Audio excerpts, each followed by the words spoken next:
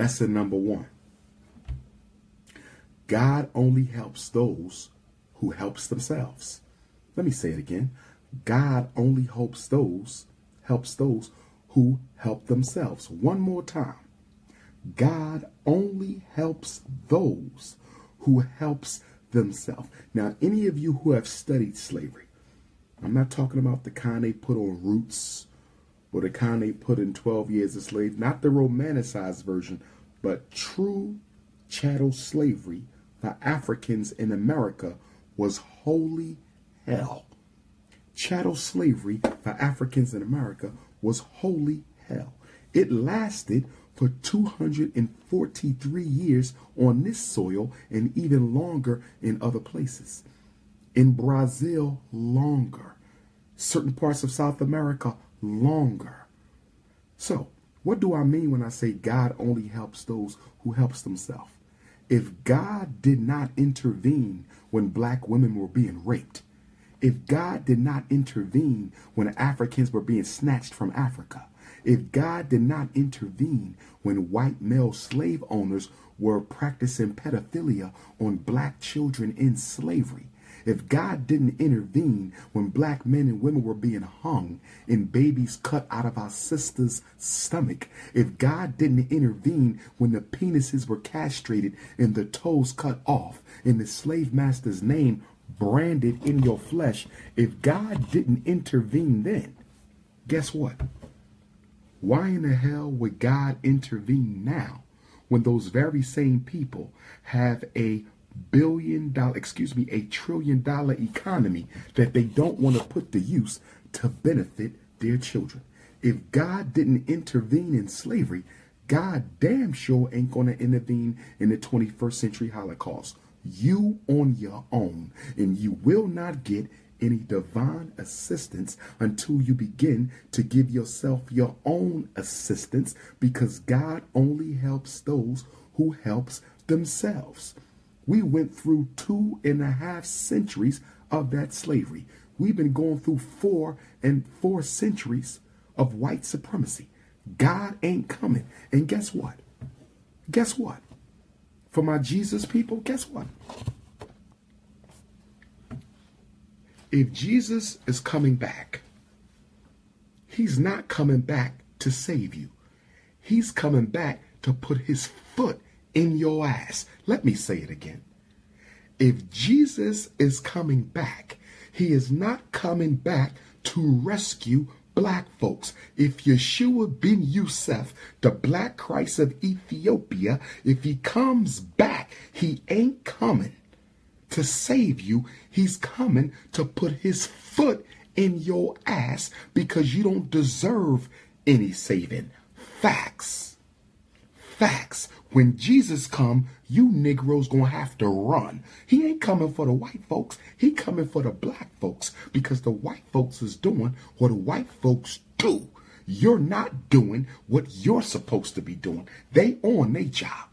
They on their job. Oppression, genocide, misery. That's what they do. That's what they here for. Your job is to resurrect human nature. That's your job. Jesus is coming to put his foot in your ass. So you don't want to see Jesus, trust me. Not the way you Negroes been living. So I'm saying this to say we have to stop relying on supreme divine intervention to solve our problems when we have the ability to solve those problems ourselves. Let me say it again. We have to stop relying on supreme divine intervention to solve our problems when we have the ability to solve them ourselves. Can I give you some examples? Let's take the school system. God, please fix the schools. Make the schools better for our children. God is not going to answer that, because the science of prayer dictates. The science of prayer dictates God only intervenes and supplies you when you don't have the resources to supply yourself. So because black people have the resources to build your own schools for your own children, God is not going to fix the schools because you have the ability to fix them yourselves. You only pray for that which is beyond your power to do. Harriet Tubman prayed, but she only prayed for things that were beyond her power to do. Queen Mother Harriet Tubman knew that it was within her ability to help rescue Africans, so she did not pray for Africans to be rescued. She did it herself. But what she did pray for was for God to give her protection while she was saving black folks, because she could not protect herself while she was on the Underground Railroad. Frederick Douglass didn't pray for freedom. What did he say? He said, I prayed for 20 years. Frederick Douglass, who we remember yesterday, his Earth Day yesterday, said, I prayed for 20 years, but God didn't answer me. These are the words of Frederick Douglass. I prayed for 20 years, but God did not answer me until I start praying with my what? Until I start praying with my what? Frederick said, God didn't answer me until I started praying with my feet. With my feet. Facts.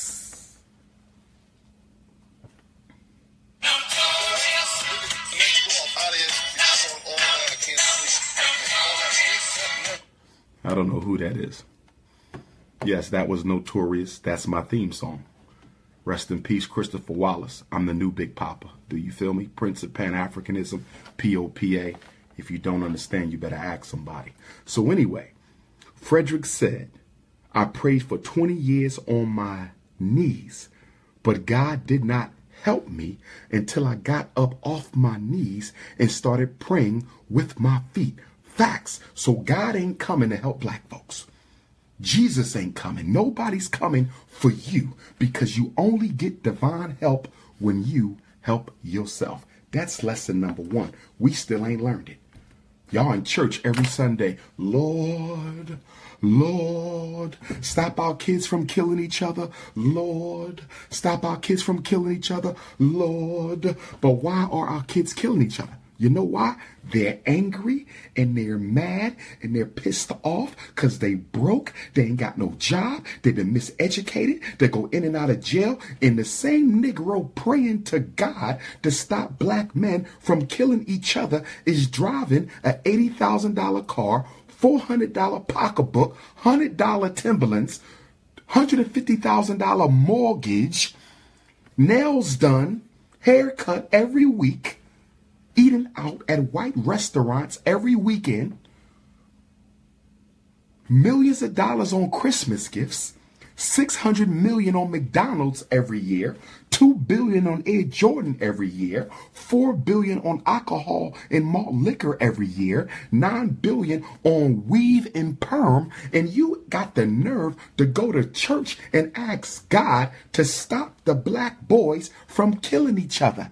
God ain't the reason they killing each other. You the reason they killing each other. Stop praying for things you can repair and fix yourself. Facts. God don't be in these churches. The Lord ain't in the church. And guess what? You shouldn't be.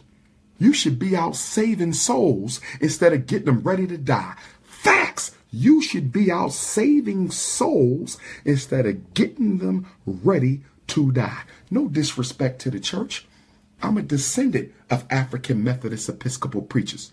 Many of the grandfathers of revolutionary Pan-African nationalism were pastors of the church. Henry Highland Garnett, pastors of the church. Alexander Crummell, pastors of the church.